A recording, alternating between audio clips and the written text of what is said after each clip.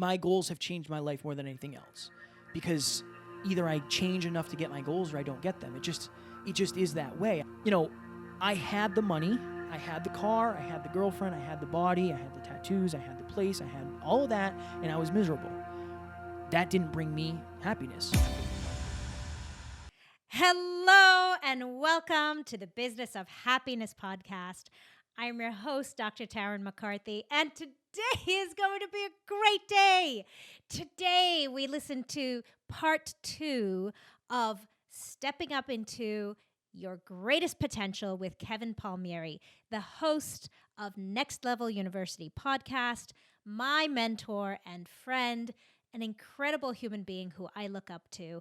And as promised, in this episode, we continue our conversation discussing happiness, Kevin's mistakes that he's made in his life, learned from, and daily strategies, tips, and disciplines that he has incorporated in his life to really turn his life around and raise up to live towards his greatest potential. And he's also sharing with us some very hard to face truths. And what I love about this episode is why Kevin feels that you don't deserve happiness. Oh, that sounds heavy. I know you've been waiting to hear why this is and how Kevin justifies this. I know that you've been waiting for this episode. Join me, my friends, in this phenomenal conversation with the one and only Kevin Palmieri.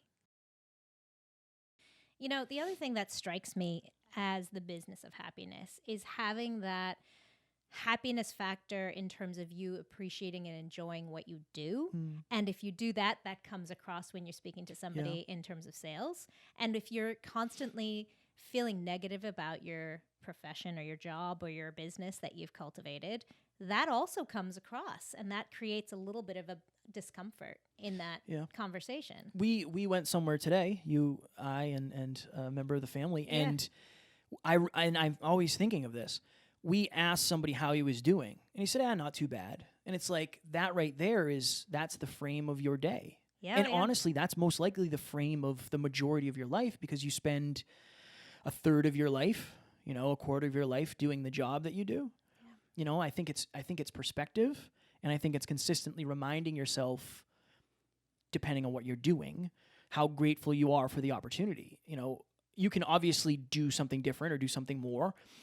I used to work in hot attics. So on a day like today, I would probably be driving home from New Jersey or Delaware or Virginia or whatever. I live down the street now from a place who does what I used to do. They do insulation. Okay. Monday morning comes and it's 6:30 and I'm leaving, headed to the podcast studio, and I see these trucks barreling out of there, out of the insulation place, and I know what they're going to do. I know where they're going. I've done it. Yeah. That helps me. I'm convinced that's a sign from the universe to me of like, hey, number one, you're doing the right thing. 2, like, make sure as things continue growing, you don't lose sight of how blessed you are, because you get to do what you love every single day. And there's a lot of people out there who would trade a lot to be where you are. It's just important to me because, again, 4 years ago, I wasn't where I am. And I've worked very hard to get there. But I also have to work just as hard, if not harder, to stay here. And I think that's an important distinction.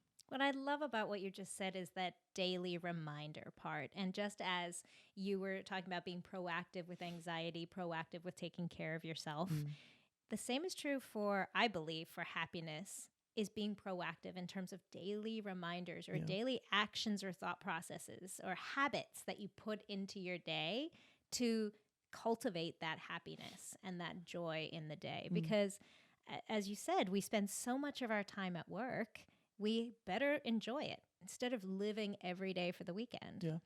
Or at least try to make progress towards something that is brighter.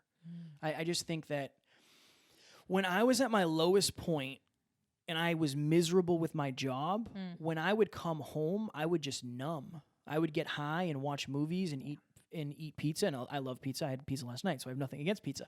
And I have nothing against marijuana. If that's your thing, do that.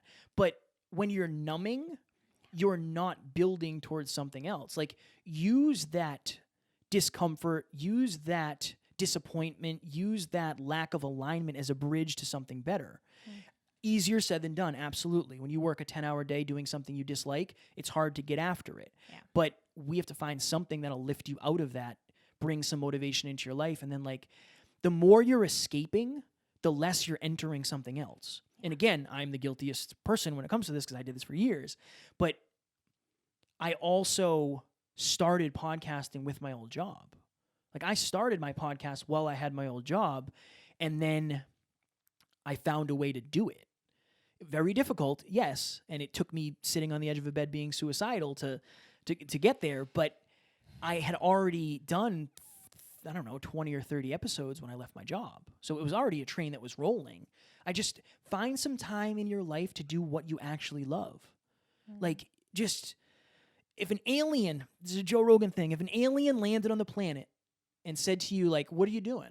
And you're getting up and you're just like wiping the sleepies out of your eyes and you're like, oh, I'm going to work. And the alien's like, oh, you love that. That's awesome. And you're like, no, I hate it. But I have to go because I have this car in the driveway that I don't really like. And I have this house that I really can't afford. I can't afford it if I don't go to this job. And the alien would be like, what are you doing? Like, when do you get to do what you like? And you'd say like, yeah, the weekends. But I usually don't because I'm so tired and burnt out from lack of alignment throughout the week. You know, I just think of my life 5 years ago, and that's what it was. It was the alarm would go off at 6 a.m., and it's that heavy, soul-sucking, dark, I cannot do this today. Like, how am I going to get through getting to the job site at 7 and looking at the clock and it being 7:40 and being like, oh, my God, it's only been 40 minutes, counting down the minutes to lunch, counting down the minutes to go, and then counting down the minutes to Friday.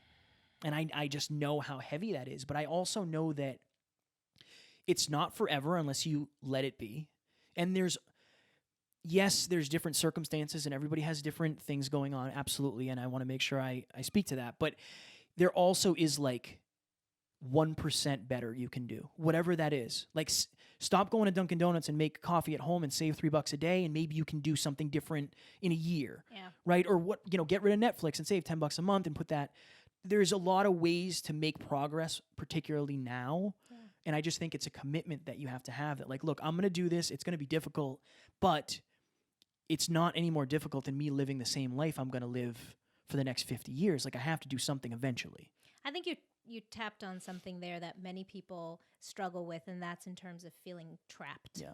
They tell themselves stories that this is the only option, or that there's necessities in their life, like children or bills or debts that they have, that this is the only way to go. And so what would you just say to someone who has a story or an excuse like that I have to do this? I would get clear on why you actually have that. Number one, like dig into how long have you had that type of excuse? And maybe, I don't want to say excuse, that type of frame, that type of story. You're telling yourself we all are. Yeah. Right now in this moment, I'm telling myself the story of I'm doing great. Right now, that I could watch this back and be like, oh my God, that was brutal. That happens. The story I'm telling myself is I'm in a good place. I'm in a positive state. I'm with somebody I really enjoy and love. I feel loved here. I'm grateful. That's the story I'm telling myself. But I think people set goals in one of two ways. They set goals based on what they think they can get, or they set goals based on what they actually want. And if you're setting goals based on what you think you can get or the minimum you need, that's what you're going to get. And you're probably not going to get that. You're probably not going to get the minimum that you actually want. This is why setting big goals is so important. It's not about getting the goal. It's about what the goal will make of you.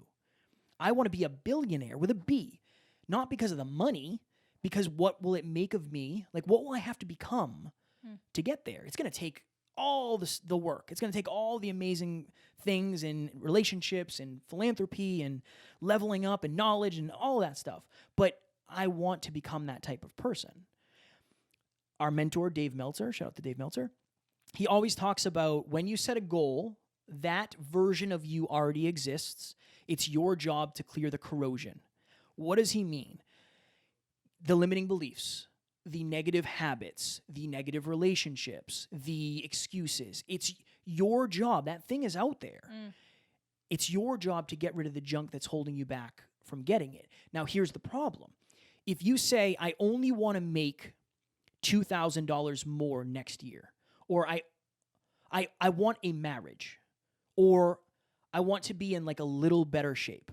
Those are all goals, and I love that. And I'm glad, appreciate you doing you, and I'm proud of you for setting those goals.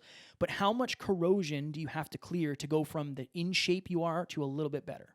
How much corrosion do you have to clear to get a decent relationship? How much corrosion do you have to clear to get a $2,000 raise? You're probably going to get that anyway. You're probably going to get that anyway. And I think that's where the issue comes in of getting married isn't hard. Having an extraordinary relationship is. It is. Making an extra $2,000 isn't super difficult. Being financially free is. Yeah. Getting in a little bit better shape is not difficult. Having the body that you're proud of it's just not easy. It takes a lot of work, but it's based on the goals that force you to clear the corrosion in your life. And if you don't have the reason to look in the proverbial mirror, you won't do it. Alan recently said to me, like, Kev, I'm afraid I'm going to outgrow you. One of the hardest conversations we've ever had. Kev, I've outgrown so many people in my life. I'm afraid I'm going to outgrow you. Hardest thing I've ever heard in my life. I want to change the world with Alan. I have to clear that corrosion. Whatever that corrosion is, I have to clear that. My goals are forcing me to level up. And I just think it's one of those things of when you're on the pursuit of something, and I know I'm going off the rails, when you're on the pursuit of something, that's when you're actually the most aligned because you're growing and you're contributing. And I remember 2 or 3 years ago, broke, living with my best friend, paying $500 a month rent. He was doing real estate, chasing his dreams. He was at work one day, and I remember walking around the kitchen, and for the first time in my life, I actually liked who I was. I felt valuable. It wasn't because of the money, because I didn't have any of it. I didn't know what the future held. I didn't have any clients. Like, nothing was really working, but I felt good about what I was doing. I felt like I was in alignment. And it's like, it's not the money, it's the feeling. And I think that's what more people are longing for. They're longing for belonging. They're longing for clarity, vision, to feel like they're on something. And I think you have to set that thing first. If you don't set a goal that forces you to grow, you probably don't have a big enough reason to grow. Because we're humans. Like, we like to take the easy road. Yeah. I do too. Amazon, I love it because it just comes to my house, So I'm guilty of that too. But I can say that my goals have changed my life more than anything else, because either I change enough to get my goals or I don't get them. It just is that way. I'm not confused enough, or I guess I'm too aware at this point to realize, like, this isn't going to happen on its own. I wish it would, and I try to receive as much as I can, but it's only going to happen if I make it happen. And I set the goals, so, like, I want them. I set the goals based on what I want, not what I actually think I can get, which is weird, but you'll get way further than you would have. Well, there's also, you have a lot of confidence in your desires. More than ever. Yeah, and I think that many people are afraid of their desires. We're told that desires are bad. Yeah. And what you're doing is you're listening to your desires. You're trusting how you feel. It feels good. You just mentioned feeling in alignment. Yeah. That's a feeling, and that takes being aware and in touch with your emotions. Yeah. And your core values. Yeah. It's just, somebody asked me, I was on a podcast yesterday or the day before, and they asked me, what does contribution feel like to you? Because what I get to do is, I'm in front of the camera and microphones all day, and I love that. I'm on coaching calls and speaking and all that. And I said, contribution to me means giving somebody something with no expectation of return. I remember somebody came into my life. This was actually, so an ex-girlfriend of mine and I became really good friends. Like, we were best friends. And it was awesome. Like, we put the relationship behind us. We were just really good friends. And I helped her a ton. And we talked about our problems and limiting beliefs. And I was just there for her, there for her, there for her. She found another guy, started dating him, and just stopped talking to me completely. Wouldn't answer my messages, gone. Okay. Multiple times that happened. And somebody said, doesn't that bother you? And I said, it did at first. But then I realized this. When you find a bird with a broken wing and you help the bird heal the wing, you can't be mad when it flies away. Like, that's the point. It's not my job to hold this person. Ooh, that's a hard one to hear as a parent, I'll tell you. Well, I can't speak to that, so, But true. But still true. Yeah. And it's just, that's what contribution is to me.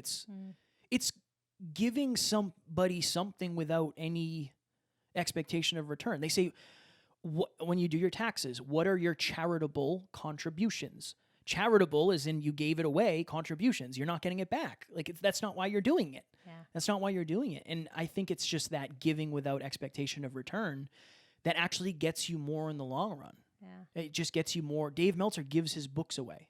He will send you, tell him you want a book, he'll send it to you and pay for the shipping because he knows that'll come around eventually. And if it doesn't, it is what it is. At least you got a book and he can impact you in that way. Yeah. I think that's contribution. And he feels good about it. He does. Feels very good. He loves it. That's his jam.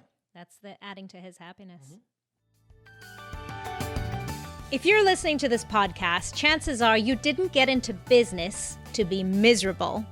The problem is that people feel that if their business gets busier, if they start becoming more successful, that happiness will eventually set in.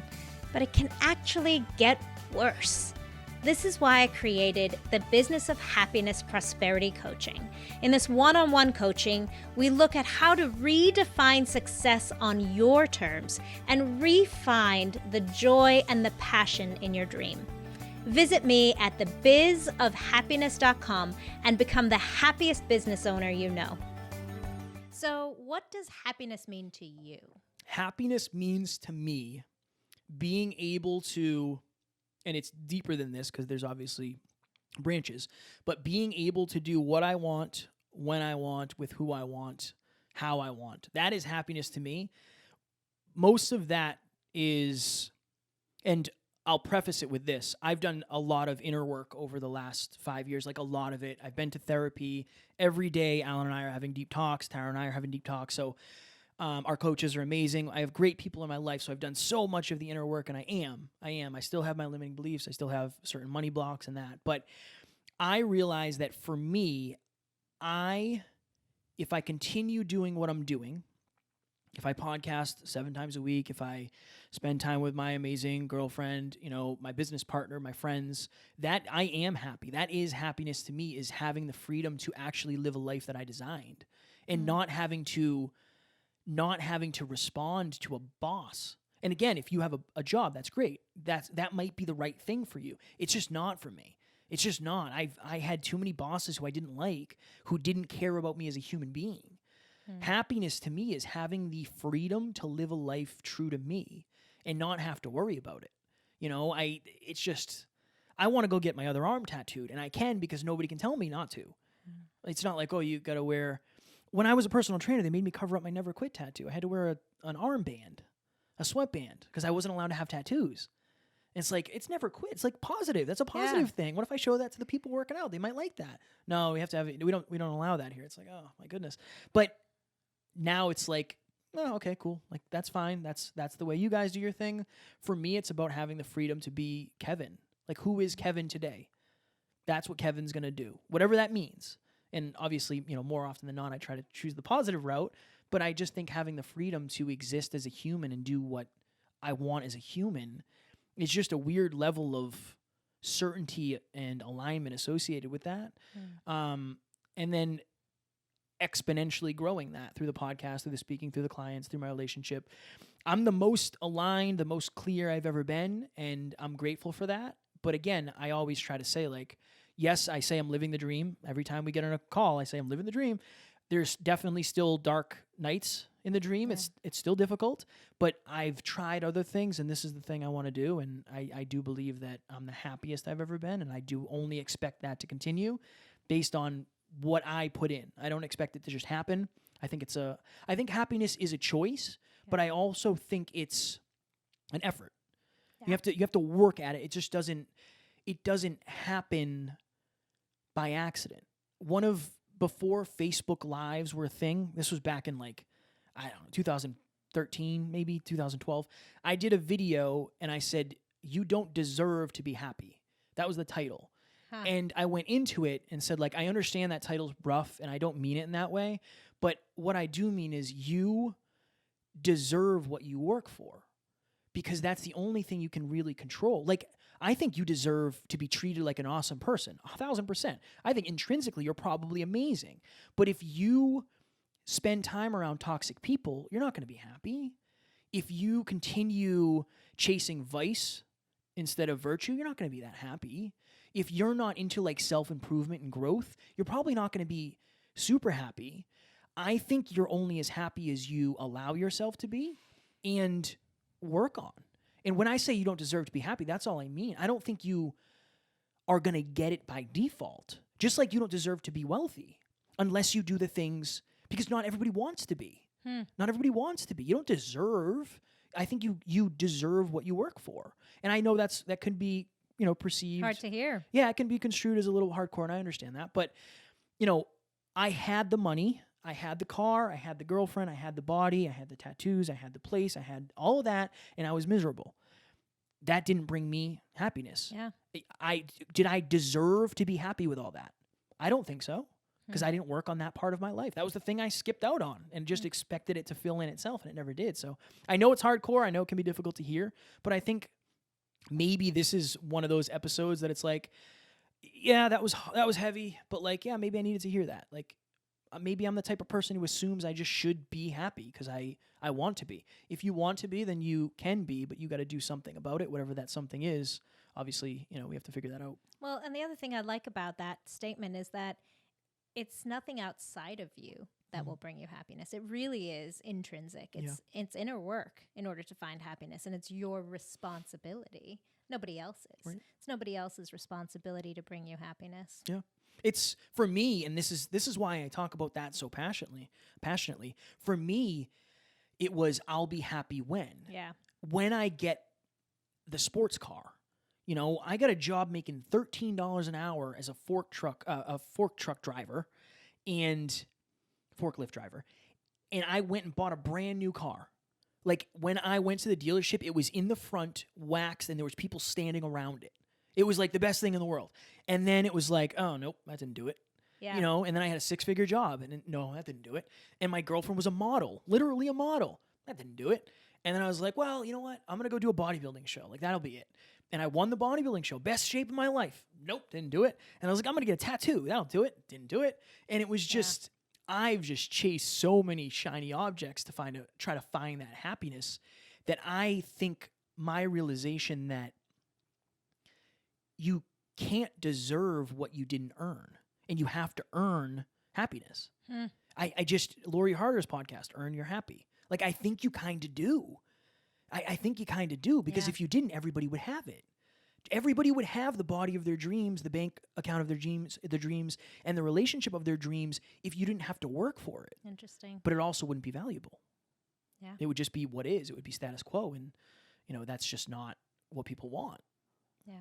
That's really fascinating perspective. You got me fired up. I noticed.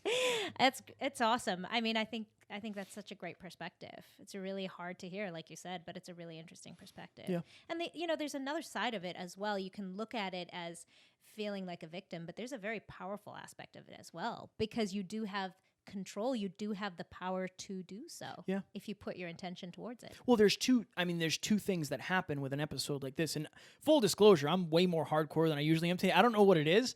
I just think you got me I'm in a very interesting place in life right now, and I think I'm trying to speak authentically and truthful through that. Two types of things that happen. I'm saying something that is 100% true, and you say, you know what? That guy sucks. And I become a villain, and that's okay. Or you say, that's exactly how I feel. Like, I feel just like that, and then I become the guide. One of two things can happen. I saw something recently about Gary Vaynerchuk, and he did this video, and he said, when people follow me, they either love me or they hate me. When they spend time with me, they always love me. And he said, do you know why? The longer you spend around me, the closer you get to me, you realize that I am this guy. Yeah. I am this person. And like, this is just who I am, and I aspire to be, and I aspire to be more, because I think that there's a lot of people saying things that are easy to digest, but I don't think those things always change you. Like 6-minute abs just doesn't work. It sounds great. Yeah. I wish it did. Yeah. I wish it did, but it doesn't. It doesn't.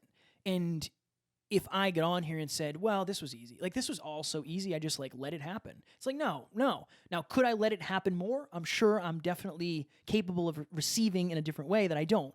But I just think that there is no shortcut to the next level. There isn't one. And your next level is different than mine, and Tarryn's is different than mine and yours. But it does take you admitting to yourself, look, I'm not where I want to be. Like, I'm just not where I want to be right now. And I haven't maybe been doing the things that I think will actually get me there, and maybe I'm blaming other people, maybe I'm blaming myself or my past. Like, I really want better. And if I want better, oftentimes that means I have to do better. And that's a conversation to have with you. Same. I've had that conversation. Yeah. I've had that conversation of, being addicted to porn, being addicted to weed, wanting to kill myself, being in toxic relationships, being broke, making excuses, blaming other people, to saying like, I'm not smart enough yet. I'm just not smart enough to be where I want. Like, that's okay to say. I just wasn't. I'm spending time around millionaires that I don't know what they're talking about. I don't know what you're talking about with a leveraged buyout. I don't know what that means. I didn't go to business school. Like, I don't know what that means. The best thing I ever did was admit I'm just not smart enough yet. I'm just not good enough at speaking yet. I just don't know enough yet. That's okay. That's empowering. That's empowering as long as you use it as fuel and not an anchor. Yeah. And then having the confidence that you could get there. Yeah. But that comes through action. Yeah. I'm the least confident person, not anymore, but I'm not as confident as most. Genuinely, I'm not. I just have reps in the things I want to get good at. You just never quit. I just never quit. That was it. I show up. I'm afraid. I wasn't afraid of this because I know you so well and I've been on shows, but like I did a teaser clip of my first speech a while ago, and I can tell when I'm talking, I'm literally like shaking and you can feel it. And I was like, oh my God, I was so afraid. I was so nervous, but I did it. I did it anyway. And my second speech was on a stage with Evan Carmichael. My second speech, I spoke on a stage with Evan Carmichael. That's crazy. Terrifying. And Eddie Pinheiro. and we didn't speak. We interviewed somebody. We interviewed our friend who has 350,000 followers on social media. Like, it was terrifying. It was terrifying. It was the scariest thing in the world. In my third speech, I got paid to be in college. I didn't go to college. I got paid to go speak at one for my third. And it's like, that only happened, one, because I had hundreds of podcast episodes under my belt, which is great.